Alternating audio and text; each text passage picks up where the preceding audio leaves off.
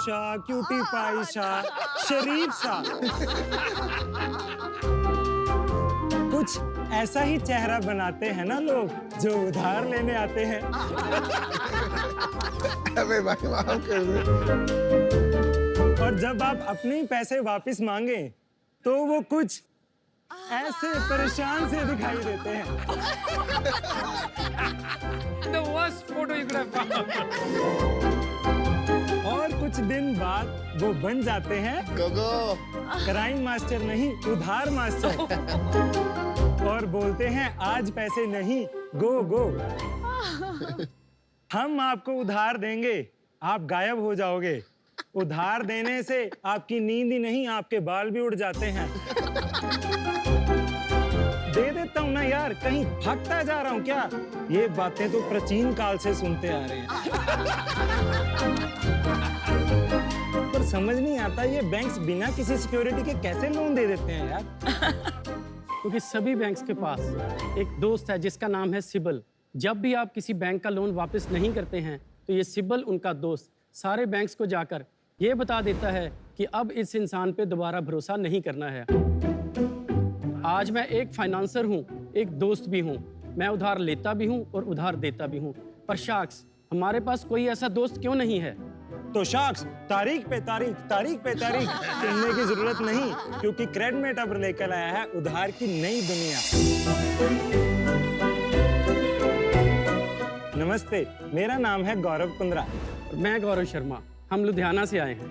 आज क्रेडमेट पर 2,75,000 registered users हैं जिन्होंने 1800 करोड़ रुपए से भी ज्यादा के वायदे क्रेडमेट पर लॉक किए हैं। तो आज हमारी आस के शख्स 50 लाख रुपए 5% के लिए। तो आइए डिफॉल्टर्स को करें चेकमेट विद क्रेडमेट। वाह, आप क्या ड्रामा स्कूल में थे इस कॉलेज में? सर ये पिछला सीजन 5-6 बार देख लिया तो सीख गए सर। क्या कमाल का एक्टर है यार ये। यार तुम में इन्वेस्ट करना पड़ेगा सिर्फ बातें करने के लिए है ना? साथ एटलीस्ट आपके पैसों के साथ साथ खून भी तो बढ़ेगा ना सर। हंसने से खून बढ़ता है। हाँ, बोलते तो है। ओह, अच्छा सॉरी। इनको दिमाग में खून की जरूरत है। काफी शुगर खाते हैं ना इसलिए।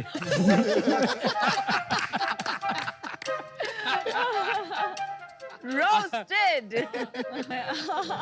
चलिए Gaurav square, welcome to Shark Tank का सीजन 2। Thank you ma'am. बहुत ज्यादा दिलचस्प पिच थी। Thank you. आप दोनों अपने बारे में थोड़ा बताइए, कैसे आप मिले, आपने क्या पढ़ाई की है और क्या काम किया है? मैंने 2014 में अपनी बीबीए कंप्लीट की। बिजनेस के साथ साथ मुझे शौक था कुछ नया करने का, पर मैं 2012 से ही आईटी एंड सर्विलेंस गुड्स का काम कर रहा हूँ चाइना से। और हमने यही जाना कि हमें बिना उधार दिए काम नहीं कर सकते। फाइनेंस के बारे में और जानने के लिए मैंने फाइनेंस एग्जीक्यूटिव आईआईटी दिल्ली से 2022 में ही कंप्लीट की। मैंने 1995 में अपनी इलेक्ट्रॉनिक्स इंजीनियरिंग कंप्लीट की। उसके बाद मैंने एक बिजनेस स्टार्ट किया जिसमें मैंने आईटी, हार्डवेयर और सॉफ्टवेयर सॉल्यूशन सेल करने स्टार्ट किए। और 2010 से फिर मैंने उसी बिजनेस में चाइना से इंपोर्ट करना शुरू किया। तो आप दोनों का काफी एज डिफरेंस है। Yes ma'am. मेरी 47 है मैम। 47। 29 होने वाला हूँ। और आप दोनों को फाउंडर्स हो? हाँ जी मैम। और मिले कैसे? मैम हम दोनों एक दूसरे को बाय शक्ल तो जानते ही थे, पर एक दिन एक शादी पे मिले और हमने जाना एक ही इंसान ने हम दोनों के पैसे खाए हुए हैं। तो हमारा आइडिया वहीं से जनरेट हुआ और हमने ये जर्नी साथ ही में स्टार्ट कोई की। ट्रेडर था जिसने आप दोनों के पैसे खाए? वैसे तो 500-600 हैं, पर कुछ अच्छे 4-5 हैं जिन्होंने बहुत अच्छा एक्सपीरियंस दिया। अब उनका थैंक यू करना चाहेंगे, आप ही की वजह से हम यहाँ पे हैं। क्या यार, आप कब सीरियस हो कब मजाक कर रहे हो, मेरे को तो समझ ही नहीं आ रहा है। तो आपका कोई प्रोडक्ट डेमो है? यस सर, क्रेडमेट यूज करना बहुत ही आसान है, क्योंकि आप इसको डाउनलोड कर सकते हैं प्ले स्टोर से या ऐप स्टोर से। आप बाईं तरफ देख सकते हैं ये रामलाल जी का फोन है और दाईं तरफ सेठ जी का फोन है। तो सेठ जी हैं आजकल बहुत एडवांस, रील्स देखते हैं, फेसबुक चलाते हैं। वो कहते मैं तो एडवांस तरीके से ही वायदा लूंगा। तो रामलाल जी सेठ जी के पास जाते हैं और सेठ जी पे जाके वो एक रिक्वेस्ट करते हैं कि मैं 10,000 रुपए आपको इस समय और इस तारीख को वापस करूंगा। तो वो एक रिक्वेस्ट ऐसे एक सेंड करेगा सेठ जी को। अब सेठ जी बहुत एडवांस हैं, सेठ जी के इस फोन पे एक नोटिफिकेशन आएगा, तो वो एक्सेप्ट रिक्वेस्ट पे जाएंगे उसके बाद सेठ जी के पास जैसे एक सोना और प्रॉपर्टी के कागज होते हैं वैसे एक ओटीपी होगा। वो रामलाल जी को तभी देंगे जब वो एक हाथ से पैसे वापस करेंगे। तो रामलाल जी समय से पहले आएंगे, उनको पैसे वापस करेंगे और बोलेंगे सेठ जी मेरा ओटीपी दे दो। तो वो रामलाल जी जाके वो ओटीपी अपने फोन में जहां पे वो क्रेडिट रिक्वेस्ट थी उस पे जाके वो ओटीपी एंटर करेंगे तो वो उनका क्रेडिट ट्रांजैक्शन पूरा हो जाएगा। अगर मान लीजिए रामलाल जी अपना ओटीपी समय दिए हुए से पहले ही डाल देते हैं तो वो कुछ इस तरह से दिखाई देने लग जाएंगे। अब ये ट्रांजैक्शन क्लोज होगी, रामलाल जी बहुत अच्छे इंसान हैं, तो वो ऑन टाइम आना शुरू हो जाएगा कि रामलाल जी ने एक बार किसी के पैसे वापस दिए हुए हैं। अगर रामलाल जी बोल देते हैं मैं 2-3 दिन बाद वापस करूंगा तो वो रीशेड्यूल वाले बिहेवियर में आना शुरू हो जाएंगे। अगर रामलाल जी उनके पैसे खा जाते हैं पर उनके 2 साल बाद बच्चे याद दिलाते हैं कि डैडी आप डिफॉल्टर हो तो रामलाल जी जाएंगे, उनके पैसे वापस देंगे, ओटीपी लेंगे और डिलेड एंड सेटल में आ जाएंगे। पर रामलाल जी अगर गाड़ी खरीदना चाहते हैं या अच्छे रेस्टोरेंट में अब खाना खाना चाहते हैं, पैसे वापस नहीं करना चाहते, तो वो डिफॉल्टेड में आ जाएंगे। और हमने इसमें मजे के लिए एक टाइमलाइन बनाया है जिसमें हम डेली डिफॉल्टर्स अपडेट करते हैं। जरूरी नहीं है क्रेडिट वही यूज करेगा रामलाल जी या सेठ जी, आपके मोहल्ले में कौन लेटेस्ट डिफॉल्टर है आप टाइमलाइन पर देख सकते हैं। गौरव एंड गौरव, ये रेगुलेटेड इंडस्ट्री है, आप किसी के बारे में ऐसा स्कोर डाल के कहीं डाल नहीं सकते।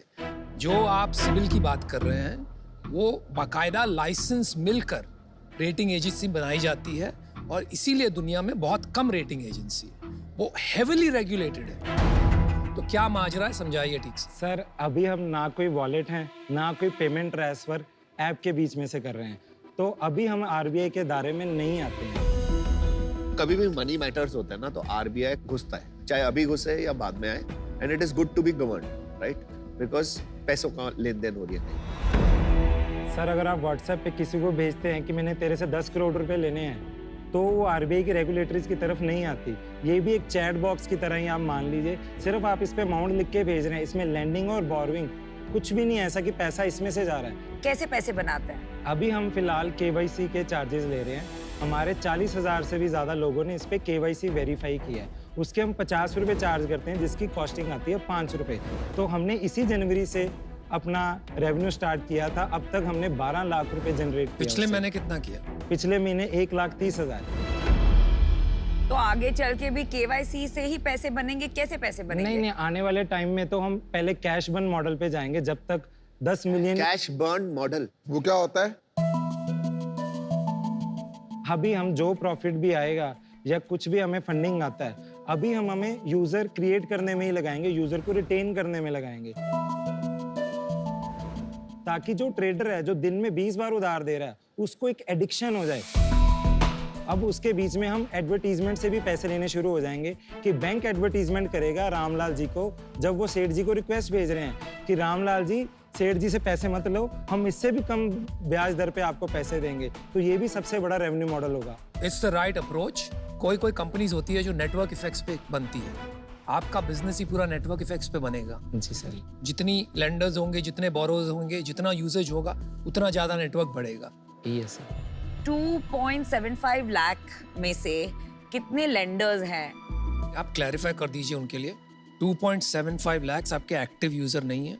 आपने शुरू से लेके आज तक जो भी रजिस्टर करवाए हैं वो हैं। उनको पहले सही आंकड़ा बताइए कि पिछले महीने कितने एक्टिव यूजर्स हैं, फिर उनके सवाल का जवाब दें। जो अभी तक हमने एडमिन पैनल बनाया उसमें टोटल ट्रांजैक्शंस आती हैं या टोटल अराउंड कितने डिफॉल्ट। लेकिन आपके पास प्रोफाइल तो होगा कि ये जो 2.75 लाख रजिस्टर्ड है, अब वो आपके प्लेटफॉर्म पे बोरो करने आए हैं कि लेंड करने आए हैं? अभी वो एक यूजर ही है, अभी हम उसका एनालिसिस नहीं कर सकते कि वो बोरोवर है या लेंडर, क्योंकि हमने ये फीचर ही नहीं रखा। टोटल अभी कितनी ट्रांजैक्शंस होती हैं पर डे? पर डे नहीं सर, अभी हमने एडमिन पैनल किया, अभी तक 1,17,000 हमारी टोटल ट्रांजैक्शन है। पर अभी ये नहीं पता रोज कितनी ट्रांजैक्शन हो रही है। सर जो हमारे पास एक बेसिक एडमिन पैनल जो गूगल फ्लटर देता है। अरे यार फिर भी आप बिजनेस कर रहे हैं। पिछले महीने का बता दो यार। सर अभी एडमिन पैनल उस लेवल का क्रिएट ही नहीं हुआ जो आप कह रहे हैं सर। तो यहाँ कैसे आ गए यार, आप क्या बात कर रहे हो? मुझे लगता है अभी डेप्थ में आपको जाना पड़ेगा, रेगुलेशन में भी जाना पड़ेगा। शायद रेगुलेशन में मुझे लगता है निकल जाए, पर उसके बाद भी आपको अभी अपने एक्टिव यूजर्स नहीं पता, डेली कितनी ट्रांजैक्शंस हो रही हैं वो नहीं पता है। मुझे ये भी लगता है कैश ट्रांजैक्शन वाले इसको यूज नहीं करेंगे, दे वो पर्ची पे ही काम करेंगे, तो इसलिए मैं बाहर हूँ, बट बेस्ट ऑफ लक। मुझे लगता है आपको अपने बिजनेस का मजबूत खिलाड़ी बनना चाहिए, वो मुझे थोड़ा सा फीका लगा यहाँ पे, तो मैं भी आऊँ। आपका विजन क्या है वो अभी तक मुझे समझ में नहीं आया। जैसे हर बिजनेस टू बिजनेस जो उधार जाता है उसके लिए MSME समाधान बने, बिल्कुल। तो 1,30,000 लोगों ने उस पे केस फाइल किए, तो MSME समाधान भी सिर्फ 12,000 ही केस सॉल्व कर पाए। और जो एक डिस्ट्रीब्यूटर या एक फैक्ट्री वाला है वो आज भी रीडिफॉल्ट कर रहा है। तो हम एक चैनल को एक ऑर्गेनाइज बनाना चाहते हैं जिसको MSME समाधान ने बनाने की कोशिश की थी, पर वो असफल रहे। तो आप लाइक एक कंप्लायंस ऑफिसर यस, जैसे हो गए, और उसके लिए आपको यूजर बेस इकट्ठा करना है, फिर थ्रू सर्विस फीस और एड रेवेन्यू पैसे बनाने हैं, वो आपका विजन है।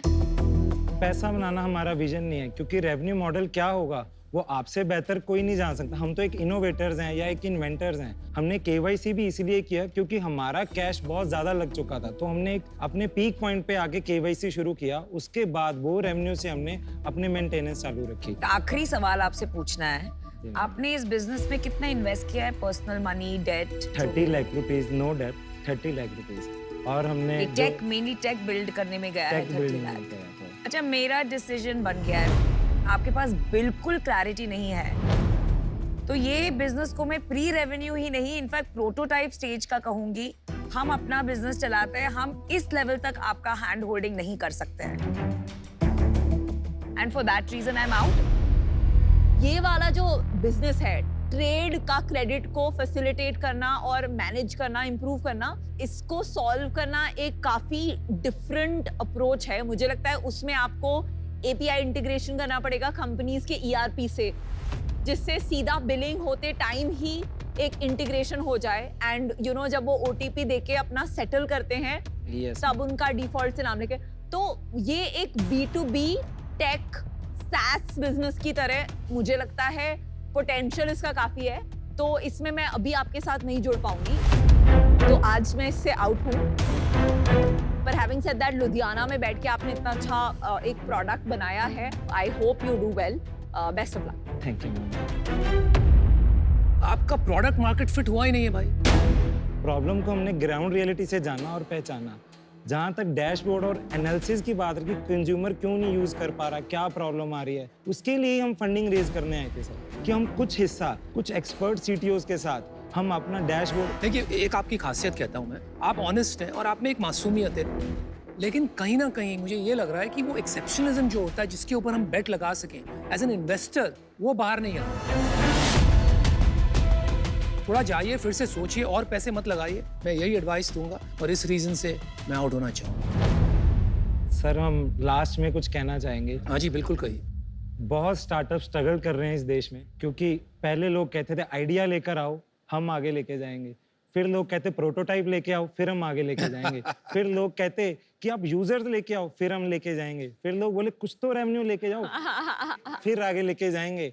आज पहुंचे हैं तो आप कह रहे हैं एक और डिटेल लेके आएं। हमें आपकी सपोर्ट इसलिए चाहिए, एक रेवोल्यूशन की तरफ पीयूष सर, क्योंकि हम चाहते हैं कि आपके बिना हम भी संभव नहीं है। गौरव, मैं एक मिनट गौरव, 1 मिनट, मैं आपको एक इंटरप्ट करना चाहूंगी।